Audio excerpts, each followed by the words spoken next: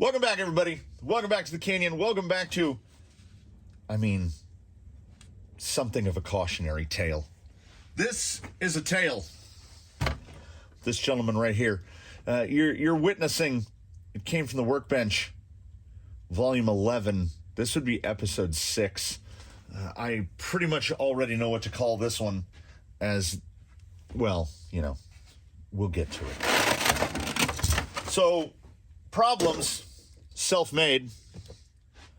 To anyone who saw the any of the previous installments of our good friend, the Colonel, transitioning from a 10.3 to what he exists as now, we came to some conclusions. First among those conclusions is that this vehicle is not remarkably well suited to having full bumpers, and I believe that is the nature of the chassis.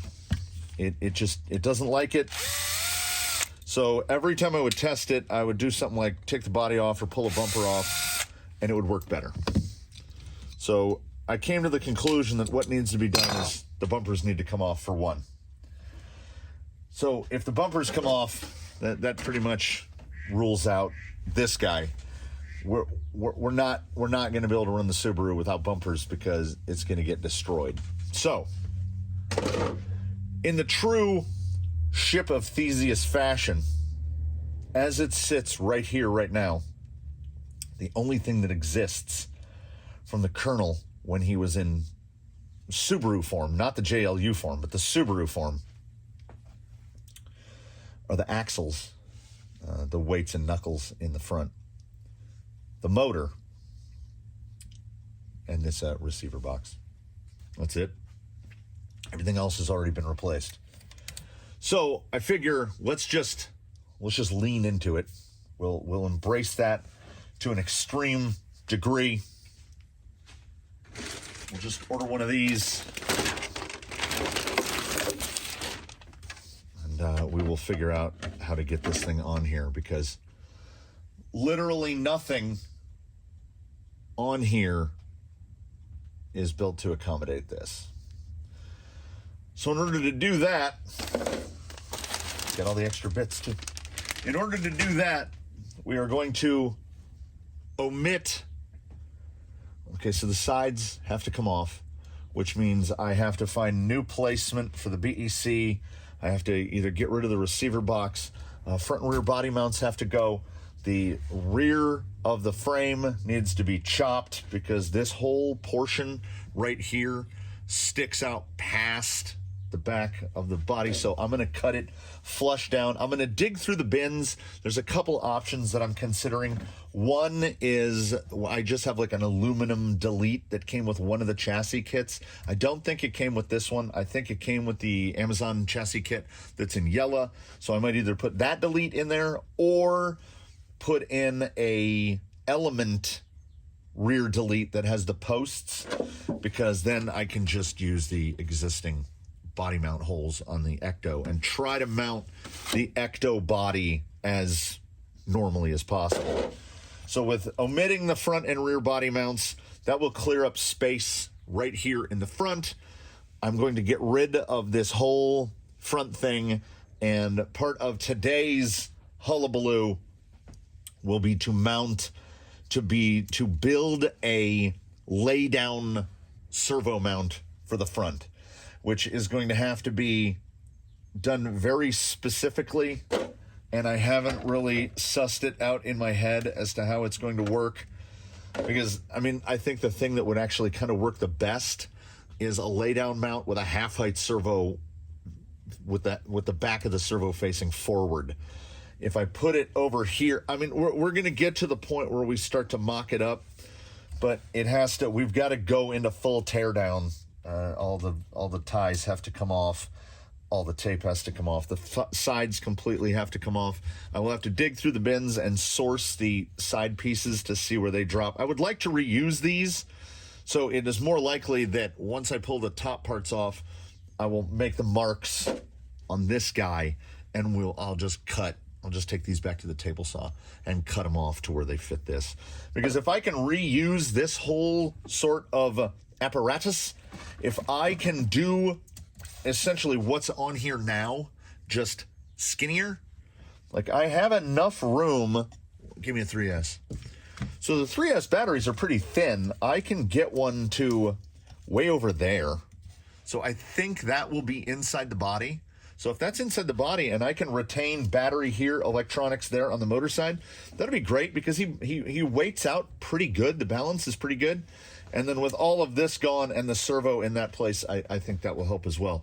I don't know what the angle of attack is going to be for servo horn and whatnot.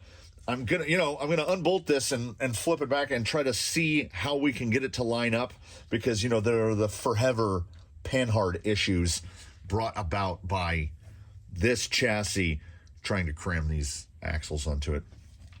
So then we can get into stuff like shock tuning, because since the RSD test, nothing has really been done to those. His powertrain seems pretty well sorted out.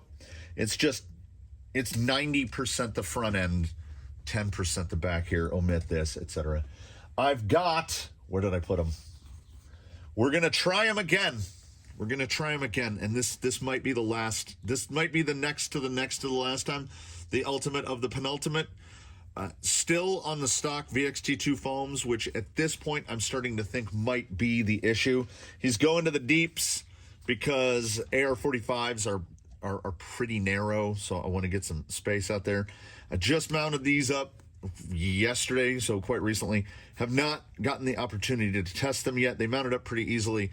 But my expectations are extremely low. The Colonel will definitely, and we're going to keep calling him the Colonel, despite the fact that what's left, right? Like did we? Let me take a sidetrack here for a small analogy. My son wanted nothing more for Christmas about 5 years ago than a gaming PC. So this was prior to the graphic cards things where all the Bitcoin miners were snatching up all the GPUs. So we could get him some decent equipment. Got him some decent equipment, built him a PC. Fast forward about 2 years, so this is right before the pandemic, and he wants it upgraded. Like, he wants more stuff. And I'm like, that's fine. That's why you build a gaming PC, right? So you can do stuff like this. So I go to take it apart, and I'm not a PC guy. I've been a Mac guy since 1986, right? So when I go to do the little thing to pop the CPU out of the motherboard, I didn't know that the paste, the thermal paste, basically just turns into epoxy over time. So it basically ripped a bunch of pins out of the motherboard. So I had to replace the motherboard. And then I wasn't paying attention, and I didn't know that there was such a thing as a mini ATX and an ATX, and it just went down a rabbit hole. And by the time we were done building him and upgrading his PC, there were 3 things still in it that had been in the old PC. So that's exactly what happened here with the Colonel. We started with the Colonel. I tore him apart. I took everything out and then used 3 things. I should have just started from scratch. But this is where we end up. This is where we are, and this is where we press forward because, damn it, at this point we've committed. So, what it is now, kernel revision insert number over here, has got to get redone again. So this is largely done. So ignore everything here. We have to make something else out of this. That's how we go. Ship a Theseus. This is it. The old, Norwegian? The old Norwegian thing. Imagine this is an axe. This is my favorite axe. I've only had to replace the head twice and the handle 3 times. It comes. Let's tear it down.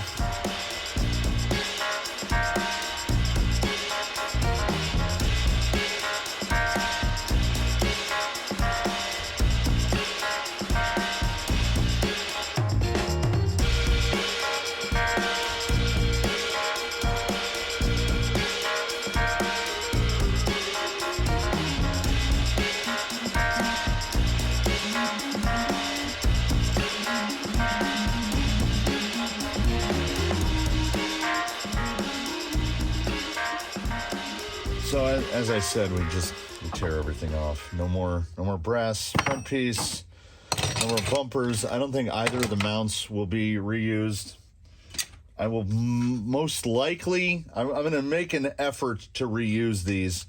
You know, they're already riddled with holes on here. What's riddling with them a little bit more? I did look through the bin. Yeah, it's got to get, you can see right there. It's got to get cut off.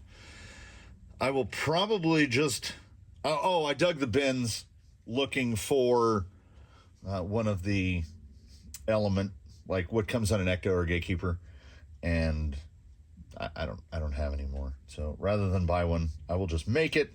It actually, when this is sitting on here, it doesn't look like I have to take very much off, but I'm going to take like 1/2 inch, because then I will cut these down and we'll get these placed in. And if I can Velcro the sides on, honestly, with a body this light, that's probably enough. But I will still do, similar how the Vanimal is, I will either reuse this. How do the holes line up? Not great. I will make another one of these, very similar to this, that'll go right across there and just go off of those 2 holes. And then Jake has the holes from the front. You know, I'm not going to try to get too far ahead of myself, because I don't know how much we're going to mess this up. It looks like it's going to drop in pretty nicely. If anything, to get it down as low as possible, I might have to get rid of this brace, maybe move it. I think it can go right there and be fine, or maybe back here. Anyway, we're going to have to move the brace because of this whole situation. But first thing to do will be to cut these down and these down. I've got to cut these first to find out. But I didn't bother to pull these screws. I can do it one side at a time, I suppose, because does that hold the link in? Yes. So this whole thing is just going to fall apart once I pull these out. So I was trying to move in steps. I realize now, hindsight being 2020, and perhaps I can address this now.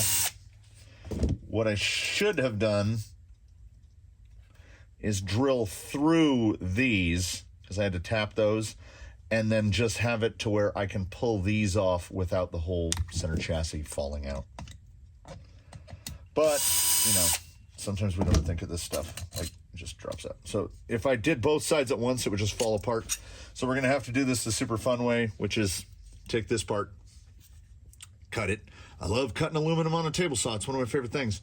Bolt it back into place, and then just copy the other one. So it'll be a couple bolts, unbolts and rebolts. It's actually a little bit scarred up for how few rocks this guy has seen.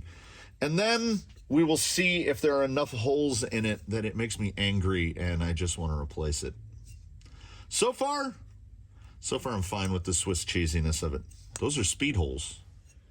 All right, so we'll start with just, you know, the links are going to be flapping and flopping. We're not worried about that. We're just worried about trying to get this body down and already. Oh. Yeah, the rear is unfortunately just the tiniest bit too long. You could actually like wedge it under there. But yeah, we're hitting right on the crossbar. So if I move that crossbar, we can get it down even lower. Look at this guy. It's going to be fun to see how much this thing has to get chopped up or how much I have to raise it up, because I can get it all the way down to where the body is sitting on top of the shock towers. But, you know, no offense to anyone else or anyone else's aesthetic, but I hate those bodies that are like carved up to clear the wheels. This body in this current configuration right here weighs about 4 ounces. And once it's got all the plastics and stuff on it, you know, the cool little roll bar and everything, it weighs like 6 ounces. You're not moving your, you know, if you're going to go to an effort to move your CG down that much, just maybe, I don't know, just maybe don't run a body. I want it to look like a truck. And like I said, we're going to try these. We're certainly going to try these ludicrous things on there. We'll give the Braven Berserkers another shot. We're trying a different set of foams in scalers. We'll see how those will work. we've got refoamed, re-wheeled showdowns. They feel pretty good, but I mean, you want to talk about a tire that has seen some stuff. These have seen some stuff. So I obtained Amazon. I try to leave the link below for the double bun in the affiliate links in all of them, because I went on and look at, like, the quality is really starting to dip on the outers, but I don't need that part. I only need this part, and they still look great. And I got some buns, but these were $6.99 a pair, which is cheaper even than usual, and ordinarily they're pretty cheap. So couldn't help myself. I don't even have a set of tires set up to be double bunned yet, but you never know. We might think of something. So that I went even lazier than I imagined I would, and I just set the fence to 1 inch. So those are cut to 1 inch. So with the side on it, I think if it's run this way, we can just fit the battery on that side. So now I will know how much to chop off of this guy. I mean, it basically just needs to be just under 1 inch. This will be fun to press against the up against the fence. And as I mentioned about how much I love putting aluminum on a table saw, I got to cut the other side first. I'm getting behind myself and ahead of myself altogether. At this point, the rig is going to fall apart. I wouldn't want anyone to miss out. I would love to not be using stainless hardware for this, but it's this length. It's these guys. They're like, I think they're 35s. They're 35s or 40s. And memory serves, I don't have that in graded, like 10.9, 12.9. I might have it in socket cap. I got to dig through. If I have it in socket cap, I will most likely just change them over to socket cap, because I love these little concave washers, but they come down so close to the edge that they're getting all ripped up. And what's the point of how pretty they are if they're just going to get ripped up? The first rule of storytelling is show, don't tell. So what we do is we throw that out the window, because I have black fingers from making far more holes in this carbon fiber chassis, as well as cutting 35 millimeters off the rear end of it. So since we last met, so the sides were cut to 1 inch. I cut the others to the rest, drilled them, bolted them in place, took this brace out and realized now we're floppity flimsity. So there was the only way to get this brace in. I use these slots, which were for, I don't know, they have these little cross plastic trays or carbon trays for batteries, electronics, whatever. Got this guy in there, stiffened it up a good bit. This is from MST, either the CMX or the CFX. I'm not sure which. I have a couple of them. There's like a pile of parts over here. There was stuff that was tried. There was stuff that was discarded. The shocks were moved to this position. And in that position, like right when the shock is fully collapsed, it hits the chassis. So there is definitely going to have to be some suspension tuning that takes place. In the front, all the spacers were changed. This is the only thing that will fit in the front. This was changed from the 78 millimeters to like 70 millimeters. So now the shocks have some lean inward, because the setup for the old body mount was wider, and I couldn't get the front end together, because once we ditched the bumper mount, you can see the bumper mount is a fair bit wider. So it went down from 78 to like 74 or so. So now it's 70 and 70. We're sitting okay. The frame is now 15 inches long from end to end. And by removing that brace and replacing it with this arch brace, which it needed the arch brace, otherwise the links were going to strike in many positions. Everything feels pretty good, and with our good friend the Ecto body, it sits so low that when the chassis is on the block, it won't even go down all the way. So there is where the chassis sits. We've got zero clearance in the front. The rail is touching the front of the body. In the back, because we cut extra off to accommodate this mount, we've got some room in the back. But you can see the shock towers are nestled perfectly up in there. And this flat part of the bed is sitting on the rails. That's as low as we can physically go. The Velcro is way up there. So I'm thinking we might not manage to get it down this low. I might even have to take these to the table saw and cut them down to about half of the height that they are now. Because, I mean, that body is low. But we have no idea what tire is going to go on here. So that's not even a consideration at the time. And the body is just lined up because the dig servo hits that little flat guy right there. It is coming along, but I still don't know what destination we're going to arrive at. I am going to attempt to use these holes. We've got these two here and these two here. You can just barely see that one back there. Those are all accessible. Like if I take that nut off, if I have a brace that goes straight across here, because I don't think anything will strike it. I think it's far enough up in. So we're just gonna start with a big old piece of Delrin that goes from about there to about there. And honestly, I had thought about the battery will fit right here, and just barely, I might be able to slot this side piece, slot the other piece, and kind of snake a strap around to get that strapped in. None of it is optimized over here, and there looks to be enough room that if I get one of those little, I'll dig it out of the thing. Basically one of these before it was cut down. There are slots. I might be able to get it across right there and put the battery right behind the servo. The braces are just here to try to minimize the flex for now, because we have to now figure out how to get this guy right there, right about there. He needs to go right there. I want to try to get this is the thing here. This is why some of this stuff takes place off screen, because time passes. Quite a bit of time elapses, because I got to think this thing through. I have now the freedom of mounting this wherever I want, right? I could do it. I could even do it this way, but I want it laid down like this. So by where I place the servo laterally, so it has to be up about that high. And that looks pretty close. And if it's mounted right there, we might have to do a little table saw action and maybe try to drop it in a little.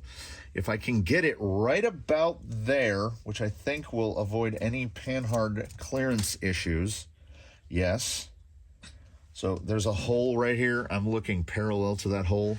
If I can get parallel to that hole and get that mounted right there, I can choose the lateral spacing, measure this out, and try to get my steer drag length the exact same length as my panhard bar, because the bump steer is pretty minimized. It's pretty straight up and down. There's not a lot of axle sway in it.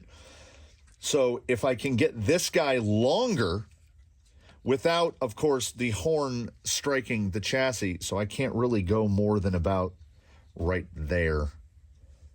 It's off center. It might be about 8 millimeters to the left. If I can get that mounted in right there with this horn, I think I can get the steering drag length much closer to the length of the panhard, which is the goal. If I have the opportunity to correct the suspension geometry in the front, I will absolutely take that. And then it might come down to something. I might just do this again for the front, just make something flat. So if anything, I have a flat surface to better than I don't know. I don't feel comfy about the bars. One of the chassis came with these guys, makes a cool little bumper piece, but I fiddled with it to my heart's content, and there's no way I can get it to mount that isn't like way out in front of the body. Like, or is there? Yeah. I want that like that. Like, I would need these to be back here like this. And unfortunately, if that slot wasn't there, I think that's the slot for a plate to mount a winch. So if that slot wasn't there, I would be able to just mount those right back like that. And then when the body's on, they would just kind of be right like that, which would be cool. He'll get a bumper of some sort, I'm sure. If nothing else, I will weld something up. I've been saying that we need a rig to make a bumper for. So it could be as simple as cut a piece of bar stock steel bar that goes right there, and then just weld a stinger onto it. And then I'll notch out this guy's nose a little so that the stinger sticks out through the bumper or something. I don't know. That's so far down the line, I haven't even begun to consider it, because the next thing that absolutely needs to happen is I have to fabricate this servo tray, much the same way I manufactured this, just hopefully with less. Oh, hold on. Is he overthinking it again? Potentially. Because would it be possible to actually, like, you can see how the servo, how the servo fits through like that? Would it be possible to just build a cross brace similar to that? Just mount the servo to it.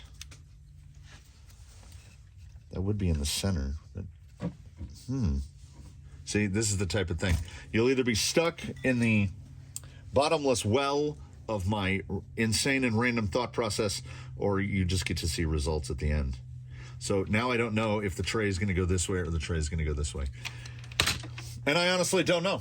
So you know what? I'll find out, and then you'll find out very shortly afterward.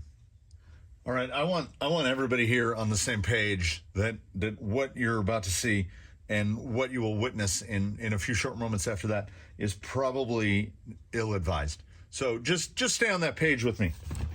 What we've succeeded to do here is cut up a piece of Delrin, drill 6 holes in it, find the old servo mount that used to be on the servo testing station, get a horn that would fit, and sort of bodge the front end together. The thing here is we went with Giganto horn because I think this guy will probably be the horn. But I did no finishing work, no anything with the bracket. This is truly, it's 6 holes drilled as a proof of concept. Optimally, the servo would be down lower. It's way up higher than it need be, so it can be lowered. But this is, we're talking $1 worth of Delrin. And I can probably still make it work, because what I'm thinking is cut a notch. Where'd that part go? Cut a notch out of the Delrin similar to this, and potentially what would be the best? Mount this plate up from the bottom, which would move the servo down, so then the bottom of the servo would be parallel to the bottom of this plate. That would be perfect. Then, I've got a choice. I can go with any number of horns to get it to work. But we wanted to make sure, by we, I mean me and the rig, we wanted to make sure it would work. So that's what we did. So the rear end is buttoned up, the front end is buttoned up. Pay no attention to what's going on here. This is a nightmare. I made sure not to plug in the dig servo, because I would probably just instinctively grab for it, and it would probably, I don't know, I guess worst case scenario is the thing explodes as the battery wires and everything and the BEC are kind of pinched under where the BEC, under where the dig linkage lives. So you've survived. You've made it to here. So what else would we do except what I would classify as potentially the most ill-advised ghost ride of all time, as everything is hanging out in the wind? This will also give us a good opportunity to see if the VX2s are potentially valid on their included foams. We will be testing them on something else. And like I say, as this... Can I remember what I was saying before that video cut off? No. I can't remember because the iPhone got filled up. because it got to this point where we do the iCloud photo storage, and it stopped syncing, like, I don't know, probably going on 2 months ago now, because it was like, your iCloud is full. And every time I would go to the iCloud, there was like 30 gigabytes left. So apparently, when the iCloud is full and it stops syncing, apparently that impacts me severely, because like my trash inside this in recently deleted is like 200 plus videos, and I had 255.7 gigabytes of 256 filled in just this span of a couple weeks. So I just went in and upgraded iCloud, and now look, we're recording again, so it works again. What we're gonna do is a very unwise and ill-advised trip, the ghost ride. We are going to have to make every possible effort not to flip this thing over, as there's no protection for this turtle. Wish it was quiet though, right? It's gonna take like 2 hours to clean this place up. I was gonna pan back with the camera, but then I decided against it, because that would just be, it would be depressing. So picture this vision in your head. I can't even get the body down, because there's too many wires in the way. Picture that. It'll be amazing. Let's do something stupid. As we know, full construction zone out here with the rework of Dry Bone Valley going on. So I'm not even going to bother to move this stuff out of the way. I forget how, like, look at that. I forget how absolutely smooth and quiet this thing is. And the G-Made RSDs on diff oil, pretty. Little lug noise. Get that. Oh, that showed. There was so much promise right there just for a split second. And like, it just can't, it just won't pull it over. Maybe it will. Uh-oh. Uh-oh, everybody. Could the VXT2s, are they maybe not terrible? Let's see the heavyweight oil on the three-wheel motion section here. That was pretty stable. You see it push up? Nice. That thing is dead silent. The Colonel coming with stealth. Look at that. Doesn't make any noise. How far? Oh, I can go as far left as I want. Are the VXT2s, has it happened? Have we finally gotten there after the VXT2s have been tested in umpteen vehicles? Ooh. And of course, the brake is just stop wherever you'd like. I am not going to side hill this. Don't try to get me to do it. How about some revert climbing? Ooh. Pretty good on the reverse. VXT2 still not quite, and we can't blame it too much here for not being able to pull. What's up? Up. You know you've done something right when the loudest thing on your rig is the lug noise of the tires slipping on the surface that you're trying to climb on. That is just, that's outrageous. This is the most hopeful I have felt about the Colonel possibly ever.